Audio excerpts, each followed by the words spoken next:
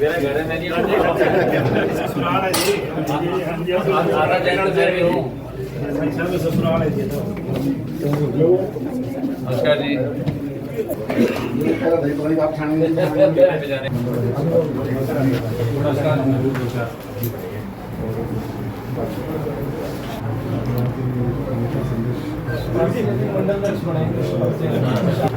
देखना जी अब क्या कर रहे हो पार्टी को मजबूत करने के लिए? कर रहे हैं जी बूथ पे प्रॉपर हमारे इक्यावन बूथ है जी हमारे पास। हर मंडल में क्या है? मेरे मंडल में क्या हुआ? ये मीडिया के लिए नहीं है जी। नहीं आप करना है।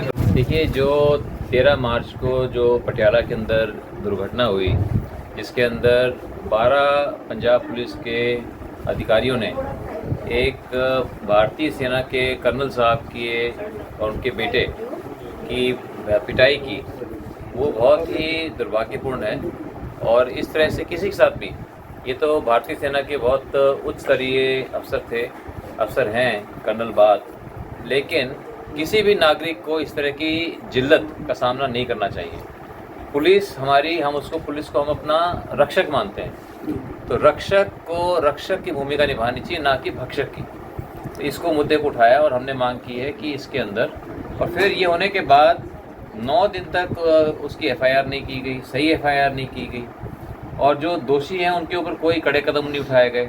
इसलिए मैंने मांग रखी है संसद के अंदर कि केंद्र सरकार को सीबीआई जांच के आदेश देने चाहिए, और इसके अंदर जो भी दोषी हैं उनके ऊपर उचित कार्रवाई होनी चाहिए, ताकि लोगों को रहे, पुलिस को भी रहे कि उसको मर्यादा के अंदर रहकर उसको अपनी कार्रवाई करनी चाहिए। और ऐसे किसी भी निर्दोष व्यक्ति को इस तरह से मिलकर के पिटाई करना, ये कहीं पर भी पूरे विश्व में किस तरह का कोई शोभा नहीं देता। और अगर हम गलत करेगा कोई, तो उसका खामियाजा भी भुगतना पड़ेगा। आपके शाहबाद के जो भी समस्याएं हैं, जो अपने बाढ़ की समस्या को कहा, इसके प्रति हम सभी बहुत गंभीर हैं। और माननीय मुख्यमंत्री जी, जो कि हमारे ही कुरुक्षेत्र डिस्ट्रिक्ट से ही जो उनका निर्वाचन क्षेत्र भी है, वो यहाँ से हमारे सांसद भी रहे हैं, वो भी इसको भली भांति जानते हैं। और इसके ऊपर जल्द से जल्द हम कार्रवाई करेंगे, ताकि कोई भी आगे कोई भी अगर बाढ़ आती है तो उससे किसी को भी तकलीफ ना हो।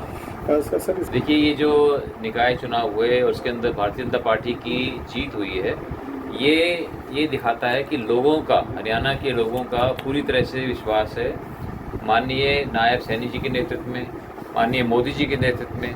और लोग चाहते हैं कि हरियाणा का विकास हो। वो ये जानते हैं कि भारतीय जनता पार्टी की सरकार ही हरियाणा के अंदर विकास करा सकती है। इसलिए मैं पूरी हरियाणा की जनता का मैं बहुत आभारी हूँ, जो इतना आशीर्वाद उनका हमें मिलता रहता है, समय समय पर मिलता रहता है। एक ऐतिहासिक बात है कि हरियाणा का 2 लाख करोड़ का बजट हो, ये बहुत बड़ी बात है। तो जब इतना बड़ा बजट होगा तो ज़्यादा विकास के काम होंगे, ज़्यादा लोगों तक पहुँचेंगे, ज़्यादा सरकार खर्च करेगी, ज़्यादा सरकार की आमदनी होगी। तो ये बहुत अच्छी बात है, और ये स्पष्ट रूप से यही दिखाता है कि हम आगे बढ़ रहे हैं और तेज़ी से हम आगे बढ़ रहे हैं। ये जो तिरंगे झंडे की जो लड़ाई लड़ी 10 साल लड़ करके, और आज सभी को हक मिला कि हम अपने देश के सबसे पावन प्रतीक को हर रोज़ दर्शा सकते हैं। ये एक प्रतीकात्मक कदम है, क्योंकि सिर्फ झंडा लगाने से, दर्शाने से कुछ नहीं होता। ये प्रतीकात्मक कदम है कि हर व्यक्ति अपने देश के सबसे पावन प्रतीक को दर्शाए, उससे प्रेरणा लेकर अपने आप को देश के प्रति समर्पित करे। क्योंकि जब कोई व्यक्ति देश का झंडा फहराता है, तो अपने मज़हब से ऊपर उठकर, अपने राजनीतिक दल से ऊपर उठकर, अपने क्षेत्रवाद, जातिवाद से ऊपर उठकर यही दिखाता है कि उसे अपने देश से प्यार है। और इसके बाद जो है, मैं बहुत कुछ करना चाहता हूँ, कुरुक्षेत्र के अंदर मैं बहुत कुछ करना चाहता हूँ। और मेरे मन में है कि यमुना मैया जिसको हम कहते हैं, जब तक दिल्ली आती है, इसमें कोई साफ़ पानी नहीं रह जाता, सिर्फ इसमें ड्रेन की तरह ये इस्तेमाल होती है। तो इसका जो है, जो पहला का जो स्वरूप है, वो वापस आना चाहिए, और पूरी जगह यमुना के अंदर साफ़ पानी इसके अंदर बहना चाहिए। ये कोई आसान काम नहीं है, लेकिन मुझे पूरा विश्वास है कि माननीय प्रधानमंत्री नरेंद्र मोदी जी के नेतृत्व में, उनके आशीर्वाद से, उनके मार्गदर्शन में हम इस काम को आने वाले, और इसके लिए सभी लोगों को, सभी सरकारों को, दिल्ली सरकार को, केंद्र सरकार को, लाखों लोगों को, करोड़ों लोगों को इसके अंदर अपनी अपनी भूमिका निभानी पड़ेगी।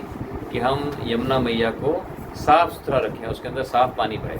यूथ पार्लियामेंट में आज शाहबाद में मारकंडा कॉलेज के अंदर जो आज यूथ पार्लियामेंट का आयोजन किया गया था, वो देख करके बहुत ही खुशी हुई। बहुत अच्छा कार्यक्रम था, बहुत अच्छी तरह से ऑर्गेनाइज था। जिन जिन बच्चों ने, अलग अलग बच्चों ने, किसी ने प्रधानमंत्री की भूमिका निभाई, किसी ने लीडर ऑफ अपोजिशन की निभाई, किसी ने अलग अलग मंत्रियों की निभाई, अलग अलग सांसदों की निभाई, और डिबेट हुई अलग अलग सब्जेक्ट्स के ऊपर। उन्होंने बहुत अच्छे सब्जेक्ट्स का चयन किया, बहुत अच्छी डिबेट हुई, बहुत ही ऑर्डरली वे के अंदर सारा का सारा ये सारा संपन्न हुआ। तो देखने से, बल्कि मैं कहूँगा मुझे बहुत प्रेरणा मिली, मुझे बहुत कुछ सीखने को मिला और बहुत अच्छा एक्सपीरियंस रहा। मैं उन बच्चों को भी और एमएन कॉलेज में सभी को मैं बहुत बहुत शुभकामनाएं देता हूँ कि उन्होंने बहुत अच्छे से इसको ऑर्गेनाइज किया। सर आपके जो मेरा किरदार जिस महिला सांसद ने जिसने निभाया, जिस बच्चे ने दिखाया, उसको निभाया, मैं कहूँगा उसने जिस तरह से, मैंने आईआईटी की बात रखी थी संसद के अंदर कि कुरुक्षेत्र के अंदर आईआईटी होना चाहिए, क्योंकि आज हरियाणा के अंदर एम्स भी है, इंडियन इंस्टीट्यूट ऑफ मैनेजमेंट भी है, लेकिन हरियाणा के अंदर एक भी आईआईटी नहीं है। और उसके मैंने कहा था संसद के अंदर कि हरियाणा के अंदर एक आईआईटी होना चाहिए और वो कुरुक्षेत्र में होना चाहिए। और इसके लिए हमारे माननीय मुख्यमंत्री भी इसके लिए पूरे तरह से प्रयासरत है। वो चाहते हैं कि यहाँ पे हम पूरी मदद करेंगे।